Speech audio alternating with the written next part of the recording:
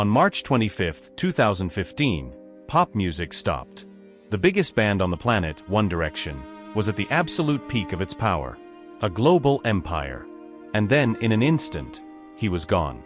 Zayn Malik, the mysterious one, the voice, the anointed star, vanished.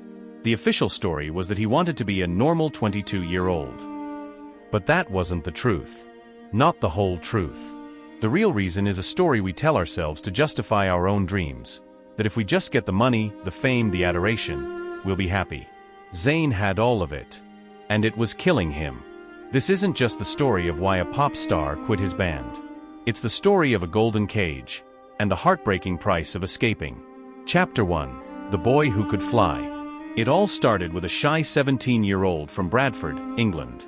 A kid so nervous he almost walked off the X Factor stage before singing a single note. But when he opened his mouth, that voice. It was effortless. Special. He was cut as a solo act. A failure that should have been the end of the story. But then, a twist of fate. 5 rejected boys, including Zayn, were pushed together to form a band. One Direction. What happened next wasn't a rise to fame. It was an eruption. They were a force of nature. A cultural reset. 70 million records. A level of fan mania not seen since the Beatles. And inside this hurricane, each boy was given a role. Harry was the charmer. Lewis, the leader. Neil, the fun one. Liam, the sensible one. And Zayn? He was packaged as the mysterious bad boy, but his real role was the voice. Listen to their biggest hits. When the chorus needs to soar, when the emotion needs to land, it's almost always him. He had a gift that couldn't be manufactured. An R&B soul in a pop star's body. Critics, fans, even the industry insiders, they all agreed. Zayn was the golden boy. The one destined to break out, like a modern-day Justin Timberlake. The path was set. The future was written. But what happens when the dream you're living isn't yours? The machine that was building his legend was also forging his cage. And the cracks were already starting to show. Chapter 2. The Perfect Prison. Life inside the machine was a blur. No off switch. No privacy. No escape. The schedule was brutal, but for Zayn, something else was breaking, his spirit. He grew up on Prince, on classic soul and R&B, music with grit, with depth. But the music of One Direction was a product. A brand of polished, stadium-friendly pop designed for mass appeal. In a later interview, Zayn used one word to describe it: generic. He said, "I would be in the studio and I'd have an idea for a lyric that was a bit more risque. And they would say, no, you can't write about that." It was like being a world-class painter, who was only allowed to use one color. His artistic voice was being silenced. And that silence was deafening. But the creative frustration was only half the battle. Because every single part of his life was now controlled. What he wore. What he said. Even who he was. He wasn't a person anymore. He was a piece of intellectual property. And the pressure was manifesting in a terrifying way. In his final year, he looked gaunt. Withdrawn. The spark was gone. It was only years later that he revealed the horrifying truth. He was battling a severe eating disorder. He admitted, "It was the one area of my life where I could say, no, I'm not eating that." 4 days on end, he would starve himself. A desperate, silent scream for control in a life that had none. The adoring world saw a pop god. But behind the curtain was a young man who was literally fading away. This crushing internal battle was reaching its breaking point. But to truly understand why he had to leave, you have to look at the storm raging on the outside. Chapter 3. The Eye of the Hurricane. Inside the band, Zayn was losing his artistic voice. Outside, he was losing something even more important: himself. To understand the pressure on Zayn, you have to understand that One Direction wasn't just a band. It was a global obsession. And he was at the center of a storm. The media was relentless. Every move was scrutinized. Every relationship was dissected. Tabloids manufactured controversies, painting him as the volatile one. In 2012, false cheating allegations were splashed across every front page, creating a public narrative he had no power to fight. He wasn't a young man making mistakes. He was a character in a soap opera written by people who didn't know him. And then there was the fandom. The love from their fans was a powerful force that propelled them to greatness. But for a private person like Zayn, the sheer scale of it was suffocating. There were no boundaries. Fans would track their flights, book rooms in their hotels, and wait for hours outside any building they entered. Imagine not being able to walk down a street, or get a coffee, or have a private conversation without it being recorded and posted online within minutes. As he later said in an interview, "We couldn't be seen to complain because we had so much success. But there was no private space. Not even in your mind." This is the hidden cost of that level of fame. It's a profound and terrifying loss of identity. Your face isn't your own. Your life isn't your own. You become a symbol, an image that people project their own hopes and dreams onto.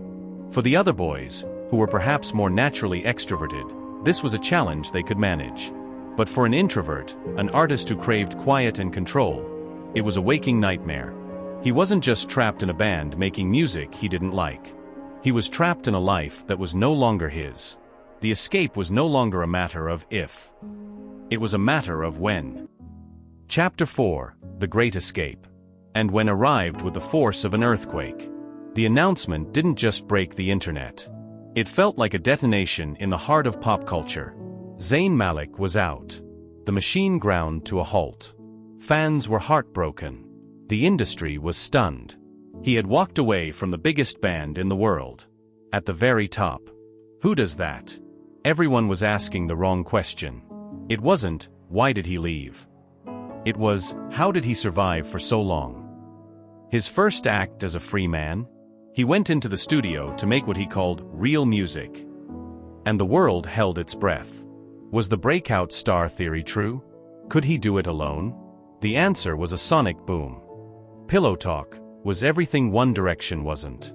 It was moody, mature, explicitly adult. It was pure, unfiltered Zayn. And the gamble paid off. Spectacularly. The song debuted at #1.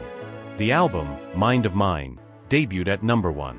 He was the first British male artist in history to do both simultaneously. He had done it. He escaped the machine, beat the odds, and proved every believer right. He followed it up with massive hits alongside Taylor Swift and Sia. The Golden Boy was back.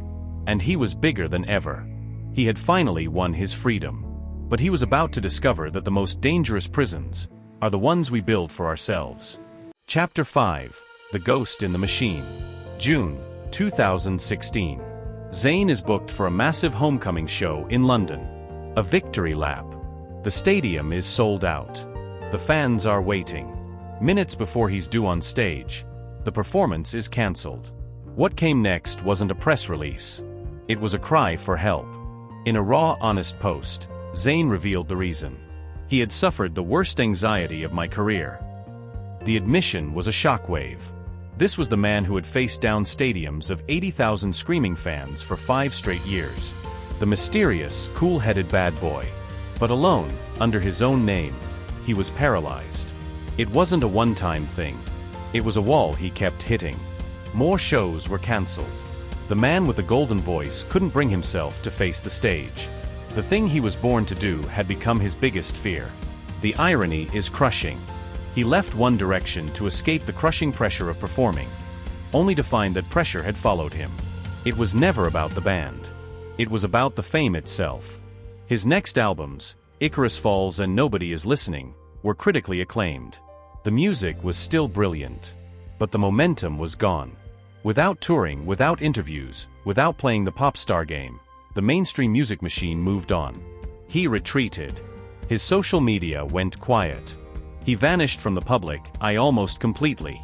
The Prince of Pop became a ghost. A cautionary tale who had flown too close to the sun, only to get burned and fall back to earth, hidden in the shadows. Chapter 6: The Sound of Silence. For years, the silence was all there was. Zayn found the normal life he had craved. He became a father. He moved to a farm in rural Pennsylvania. He swapped the spotlight for sunlight. It seemed the story was over.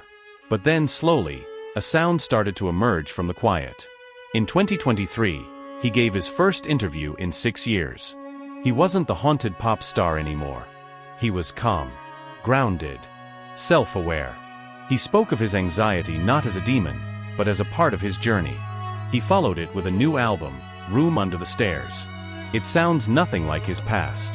It's raw, acoustic, folk-inspired. He wrote and recorded almost all of it by himself, in his barn. There are no pop hits. There is no radio-friendly polish. There is only the artist. And his truth. He started releasing these simple live videos. No stage, no lights, no screaming fans. Just him, a microphone, and his guitar. And for the first time in a decade, he looks free. The heartbreaking truth of Zayn Malik's story isn't that he failed. It's what he had to sacrifice to succeed. He was a boy who was given the world, and was forced to give it all back just to find himself. He had to let the Prince of Pop die so the artist could live. His retreat wasn't an act of surrender. It was an act of survival. And his return isn't about reclaiming a throne. It's about finally being comfortable in his own skin. The final takeaway. Zayn's journey forces us to ask a difficult question. What is the real definition of success? Is it selling out stadiums and topping the charts, even if it breaks you? Or is it finding peace in the quiet, making art on your own terms? He made his choice. It may have broken the hearts of millions of fans, but in the end, it was the only way to keep his own from shattering completely. Let us know your thoughts in the comments below. What's more important, the art or the artist? And for more stories that go beyond the headlines, make sure you subscribe and turn on notifications. You won't want to miss what's next.